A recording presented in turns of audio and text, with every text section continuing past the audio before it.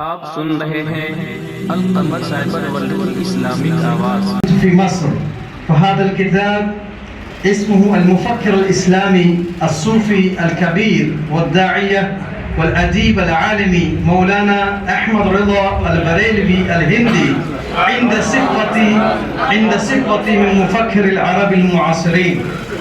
وهو مقدم على هذا الكتاب فضيلة العلامة الأستاذ الدكتور محمد عبد المنعم خفاجي، الأستاذ بجامعة الأزهر الشريف ومعهد الدراسات الإسلامية ورئيس رابطة الأدب الحديث ومجلة الحنارة والحائز والوسام الأدب من الطبقة الأولى.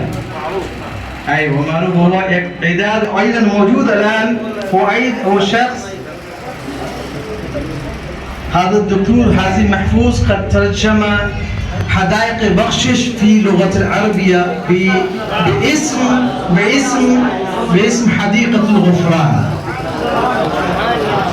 سوف أقدم بعض الكلمات الدكاترة من مصر من الأزهر الشريف، الكلمات التي في موجود. وهو الحمد لله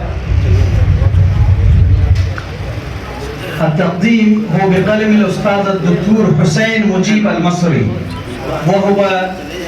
وأيضا بقلم الأستاذ الدكتور حسين مجيب المصري، وأيضا من الدكتور محمد رجب البيومي، وأيضا بقلم فضيلة الأستاذ الدكتور طه مصطفى أبو قريشة، وأيضا بقلم الدكتور فضيلة الأستاذ الدكتور علي جمعة محمد، هو الآن مفتي جمهورية مصرية الحمد لله سابقا.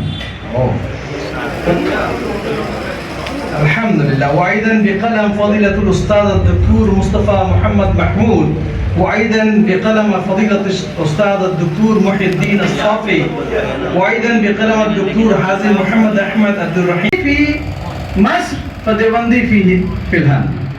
فاهم؟ هكذا هو الصحيح يعني. التكبير هذا عند عوام الناس. عنده عوام الناس. ايوه. هو انا اتذكر تلك الواقعه لذلك لان الشيخ الدكتور احمد طيب شيخ الازهر اجاب بجواب حسن.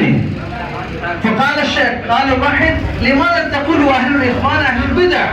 فاجاب الشيخ احمد الطيب حفظه الله ورعاه قال: هم ليسوا السنيه، هم سنية ليس سنية، هم سنية، معنى النية مع السوء مع الإساءة. فالفرق من أهل السنة والجماعة وبين الأقوال كذلك في الهند السني والديوبندي والوهابي وغيرها من ذلك. الحمد لله. الآن هنا أتذكر الواقعات كثير، ولكن أقدم أمامكم بعدين إن شاء الله. أقدم أمامكم